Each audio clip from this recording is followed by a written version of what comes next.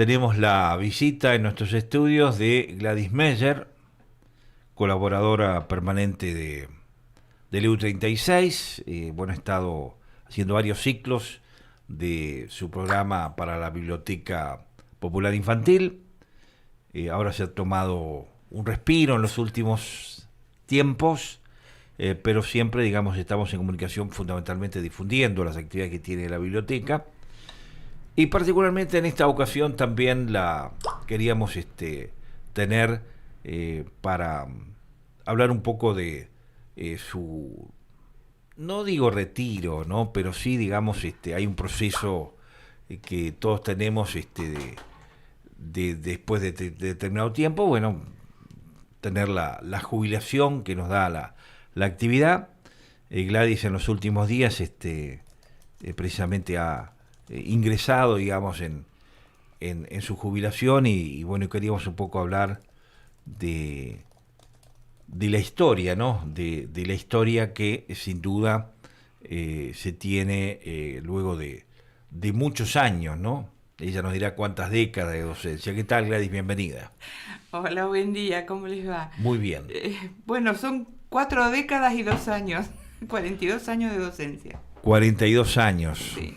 Que se iniciaron en qué... En el año 80, 1980, cuando vine a Suárez. Uh-huh. Yo ya había estado dando clase en La Plata, en un colegio, un tiempo corto, pero después de eso nos casamos, me vine a Suárez, nos casamos porque la decisión fue casarnos acá.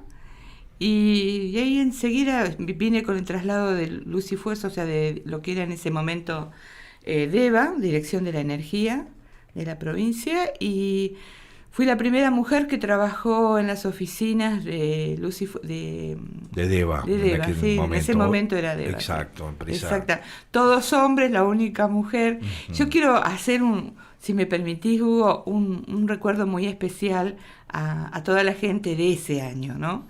Testa, Pérez, o sea, hay muchos, Anastasi, porque todos los lunes lo único que se hablaba era de deportes. Claro. Y yo no conocía a nadie, así que era boxeo, ciclismo, bocha, automovilismo, fútbol de acá que no sabía ni qué equipos uh-huh. había. Uh-huh. Bueno, llegó un día que yo me harté tanto porque era la conversación y duraba toda la semana ese tema. Así que un día llevé revistas para la hora de tomar el desayuno, llevé revistas de moda y les obligué a que leyeran aunque sea un artículo como para cambiar de tema. Claro. Bueno, a partir de ese día se midieron un poco más las conversaciones, pero todo mi recuerdo porque me recibieron muy, pero muy bien. ¿Y dónde fue tu primer día de clases? ¿En qué institución? En el Colegio Nacional. En el Nacional. Sí, lo que era Colegio Nacional. La Avenida Alsina. Sí, fue Julio Lovecchio a buscarme junto con Pedro Aj, que era el portero, porque querían que cubriera unas horas de cuarto segunda nacional, que, justamente ese curso tenía al padre Yani como profesor de historia. Y como estaba muy ocupado el padre Yani, quería dejar, entonces justo, no había profesores de historia. Uh-huh. Estaba Ana Taraire, después vino Consuelito Lovecchio, Liliana López y yo. Así que no alcanzábamos a tener, y había muchos maestros dando clase de historia, con todo el derecho del mundo porque no había quien las diera. Y esta parte, maestros con una preparación muy particular también, ¿no? Claro. Y sí, fuimos tomando horas así, de esa manera. ¿Y cómo fue todo este proceso para llegar hasta estos días, no? ¿Cuándo fue el momento donde vos sentís que la educación, de alguna manera, con el salto tecnológico que hubo, sí, no solamente en la educación, sino en todas las actividades, cuándo se notó, ese salto, ¿no? Donde la tecnología empezó a marcar otros ritmos y otra forma de trabajar? Con toda crudeza fue en la pandemia. Ahora, empezaban los chicos ya mucho antes con la cuestión del correo electrónico, la página web y todo eso, pero no era común en el salón de clase, por ejemplo. ¿no es cierto? No, los celulares no tenían toda la tecnología que tienen ahora. Uh-huh. Ahora, bueno, yo no estoy en contra de Hugo, de la tecnificación ni de los adelantos, al contrario, me encanta, vos sabés que a mí, uh-huh, yo vivo conectada y me encanta estar con el mundo, pero lo que pasa es que hay que saber cómo manejar eso en el aula, porque el tema es que vos no podés controlar, si no es con un sistema específico, lo que tus alumnos están mirando en el celular. Si están chateando, es muy complicado para el docente. Uh-huh. Entonces, hay una cuestión bien clara, que acá falta cambios radicales en cuanto a este sistema de conectividad y demás. Uh-huh. El docente hace lo que puede, yo te lo digo por experiencia propia, la pandemia marcó una diferencia muy grande. Uh-huh. Y en todo caso también la pregunta es si lo apoyó al docente precisamente para digamos, manejar, porque en algunos casos previo a la pandemia uno lo escuchaba y de hecho, digamos, se veía donde hoy los niños, no digo los jóvenes, hasta los niños tienen un manejo de la tecnología que los grandes no tenemos. Exacto, no tenemos, sí, esa rapidez y esa adaptación. Sí. En algún caso antes de la pandemia se daba donde los niños, los jóvenes manejaban quizá un nivel de preparación que en lo tecnológico que los docentes no lo habían tenido, ¿no? Y tal vez sigan algunos no teniéndolo tampoco. Yo recuerdo en una oportunidad que tuve un problema con mi celular, ¿no? No sabía cómo salir de esa situación porque tenía que buscar algo, no lo podía encontrar. Entonces me dice Lisandro, mi hijo mayor: mamá, ¿tenés cuántos adolescentes en la hora de clase? Es algo para la escuela lo que vos tenés que resolver en el celular. Pero no era pandemia, ¿eh? Entonces dice, ¿por qué no le decís a uno de los chicos en el recreo? Y es lo que hice, y fueron ellos los que me dieron la solución. Entonces, fueron a la biblioteca, nos sentamos, y ahí me explicaron una serie de cosas a mí y a las chicas que estaban en la biblioteca también, porque había cosas que ellos las resuelven con una facilidad que uno no está preparado. Yo me acuerdo cuando mis padres me regalaron el Winco, el que era portable, vos imaginate lo que te estoy hablando. ¿El tocadisco? Sí, que era portable, viste, sí, que vos lo podías llevar. 33 y 45 RPM. Claro, no, pero era en cassette, viste. Un cassette. Sí, no. Winco cassette. Winco cassette. Sí, entonces, o sea, un grabador, digamos que... Claro, pero que pasaba, vos ponías el cassette y bueno. Entonces, yo me acuerdo que mi papá decía, no entiendo cómo manejarlo. Y yo ahora, haciendo una visión retrospectiva, digo, me está pasando lo mismo que le pasaba a mi papá, que a mí me causaba gracia. Claro. Y yo digo, estamos en la misma situación. La tecnología avanza más de lo que el ser humano va aumentando sus años, ¿no? Uh-huh. Entonces, pero hay que ayornarse, hay que prepararse, y no tenerle miedo. Yo le perdí el miedo, gracias a mis hijos, porque me dijeron, mamá, esto es así. Y digo, pero si lo borro y lo volvés a hacer. Uh-huh. Aprendí de prueba-error, que es la mejor manera de aprender. Uh-huh. Ayer escuchaba, Hugo, a un especialista en educación, la verdad lo pude escuchar ya empezada la charla, pero él dijo algo que yo estoy totalmente de acuerdo, que la escuela no tiene que ser tan estática. Preguntas, respuestas. Está bien las preguntas y está bien obtener respuestas, pero también hay que darle la opción en una evaluación, por ejemplo, de que puedan leer y interpretar lo que están leyendo. No solamente es memorizar, sino también resolver. En historia se puede hacer, y es más conflictivo de lo que uno cree, porque si vos le das un examen a carpeta abierta, se les complica mucho más que el haber estudiado de memoria, porque justamente lo complicado es pensar, razonar y escribir. Uh-huh. Una de las consecuencias nefastas que ha tenido la pandemia es la falta de lectoescritura. Leen mucho, leen cortado, escribían todo, viste, con tipo celular, todo cortado, no la palabra completa. Cuando volvemos al aula, les exijo escribir todo lo que tenían que hacer. Fue conflictivo. Yo me daba cuenta que había chicos que tenían dificultad en la escritura. No es culpa del docente, no es culpa del chico, no es culpa... Es lo que las consecuencias de la pandemia. No solamente fue enfermedad física, sino también en otros aspectos. Uh-huh. Y la sociabilizarse inclusive ha costado. Gladys, y recordame el año que vos... En 1980. 1980. Yo soy del siglo XIX, del siglo XX. Con lo cual, si hablamos del periodo democrático, digamos, viviste sí. el paso sí. de lo que fue la dictadura militar con el advenimiento de la democracia en el año 1983.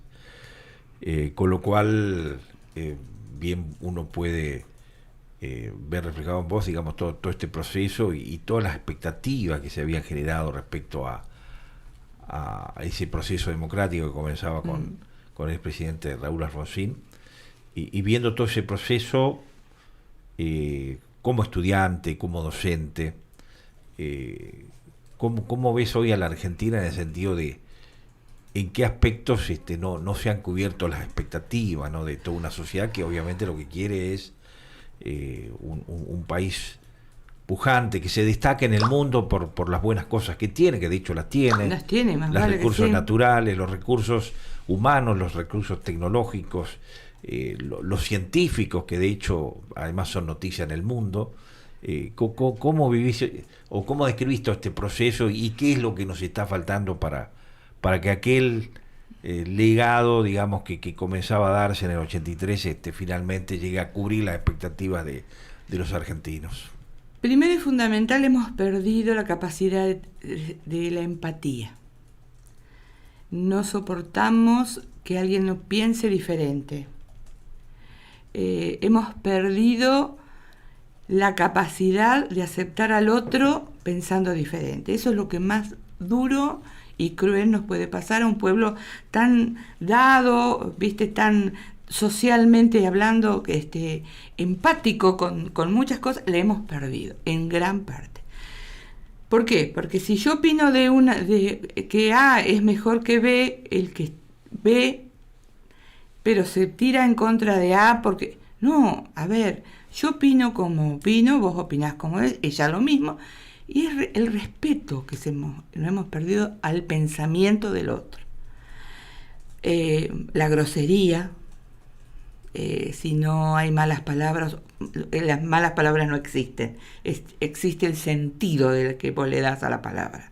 Pero la grosería creo que es una de las cosas también que ha avanzado demasiado para mi gusto. Si no se ofende, parece que no es noticia, cuando en realidad estás diciendo una verdad, pero podés decirlo de otra manera, ¿entendés? Sin necesidad de... Se acusa muy fácil, Hugo. Yo veo que se acusa con una facilidad terrible. Y otra cosa también que veo es que hay que aceptar al otro como es. Y eso nos cuesta como sociedad. Yo lo veo por los chicos, si es gordo, si es flaco, si no, la cuestión del sexo también es un tema muy, pero muy importante en la sociedad en este momento. Lo fue siempre, pero tal vez ahora hemos tomado la dimensión real que tiene. Bueno, aceptar al otro como es, eso lo hemos perdido. No sé. La humilde opinión mía, después de tantos años de docencia, yo veo que hay chicos que tal vez haciendo un seguimiento a nivel familia y demás se podría haber solucionado. Pero bueno, las cosas están dadas y la pandemia empeoró muchos casos. Empeoró, lamentablemente. Y de alguna manera la sociedad también es un reflejo de lo que uno observa, digamos, en quienes tienen la mayor responsabilidad, ¿no?, que son quienes conducen. Sí, digamos, no, país, sin duda. ¿no? Evidentemente sin duda. No se ha sabido, no se ha podido, no se ha querido realmente buscar un rumbo tantas veces declamado, que es el del consenso, de la unión y demás, pero yo creo los que hechos en vez de no cerrar se la cristalizan. grieta, cada vez es más amplia. no solamente lo amplia, sino lo profunda. Porque cada vez más profundo. Yo lo veo en muchas situaciones, en muchos casos, que la grieta es mucho más grande.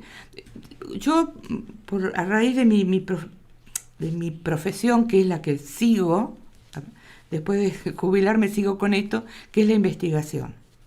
Yo ya soy declarada investigadora a nivel, bueno, ¿por qué? Porque tengo varias publicaciones fuera del país, porque he participado en más de 12 congresos internacionales y demás.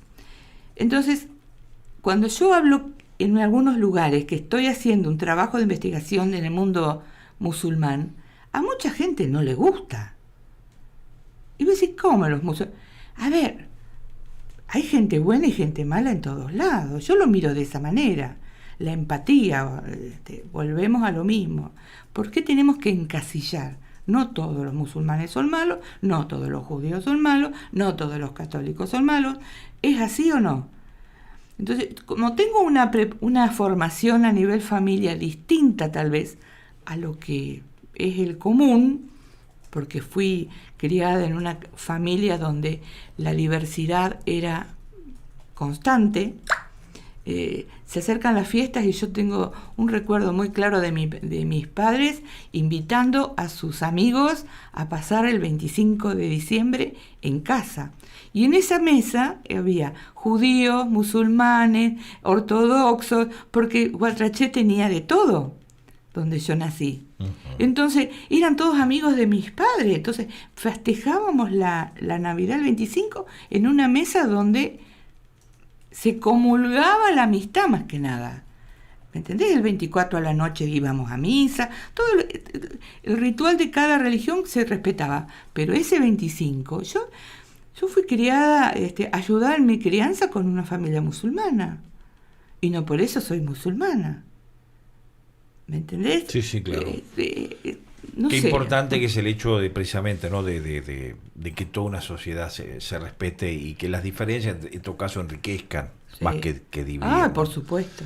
Gladys, y te llevo al punto nuevamente de tu tarea docente. Si tenés que recordar, digamos, alumnos que que hoy se destacan, digamos que quizás los tengamos en Suárez, quizás no, sí, algunos nombres seguramente te vendrán a la memoria. Sí, Marianito Lleró. Mariano Lleró, sí. López también. Bueno, bueno, hay muchos, sería injusto. ¿Y por qué, digamos, te surge el nombre de Mariano en primer término? Porque fue la promoción más brava que tuve. Y con la que me llevo mejor a pesar de los años, claro. Con ellos nos seguimos viendo y seguimos disfrutando los grandes entreveros que hemos tenido. ¿Cómo será que cuando termina la promoción, o sea, terminan de cursar, Yolanda no obtenía ninguna respuesta positiva de ningún docente para que lo despidiera? Y buscaba. Y como yo con Yolanda nos dijimos las cosas claritas, no es que estuviéramos enojadas, pero yo no le perdonaba una, y ella tampoco a mí. Entonces, conmigo no quería hablar. Entonces, le digo a los chicos, ¿y quién nos va a despedir? Nadie. Bueno, me llama Yolanda y me dice, te toca despedirlo a vos. Bueno, yo sabía por qué me tocaba, porque ningún otro quería hacerlo. Y bueno, los despedí yo y el discurso mío fue tan tajante que algunos papás se fueron ofendidos. Pero dije una serie de cosas, lo tengo guardado el discurso. Uh-huh. Y cada tanto me mandan el video del día del discurso porque me lo manda para vos, siempre la misma, no te callas nada. Bueno, es que era una promoción brava, era brava. Un día llego al curso, era un curso muy numeroso, faltaban 10. Y 10 se anotaban, más que 10 eran los que faltaban. Entonces, le digo a Alicia Fischer, la preceptora, le digo, ¿dónde están? No sé, no vinieron. Ah, ¿no? Llama a la casa, uno por uno, le decirles que, a ver si están enfermos, a ver qué les pasa. Alicia llama, dice, quería hablar con fulanito de tal. No, dice, está en la escuela. No está en la escuela. Se armó un revuelo, estaban en una confitería que estaba frente a la plaza, ahora hay una casa de venta de zapatillas al lado del Banco Provincia. Había una confitería, que no me acuerdo el nombre, que tenía un subsuelo y ahí estaban todos jugando al truco. Mirá vos lo que habían faltado a la escuela para ir a jugar al truco, nada más que para eso, y tomar café con leche. Decime vos, eso era lo que la vivada que se habían mandado. Yo me acuerdo que un alumno entró en la punta del zapato de la bota del padre. Así se lo llevó a Yolanda. No te cuento todas las cosas que dijo Yolanda, ni te cuento lo que dijo el padre a clase. Pero si hoy día hacen eso, es un revuelo total. Pero se enderezaron. Claro, bueno, son anécdotas que hoy se pueden contar. No, y aparte nos reímos siempre porque cada vez que nos vemos con Mariano, con algunos de los chicos de la promoción, siempre, viste, recordamos esos hechos. ¿Y algún alumno que hoy se destaque, digamos, a nivel de investigación, a nivel, digamos, de una carrera exitosa desde lo profesional? Tengo muchos, tengo la satisfacción de tener muchos y sería injusta si nombrara uno solo. Pero tengo muchos, sí. Bien. Y yo siempre apunté a que los chicos pensaran en la carrera diplomática. Porque si hay algo que necesita este país, son diplomáticos no políticos, sino diplomáticos de carrera. Y que se los considere realmente como debe ser una carrera diplomática. No un títere de la política, sino que sea digno representante del país. Bien.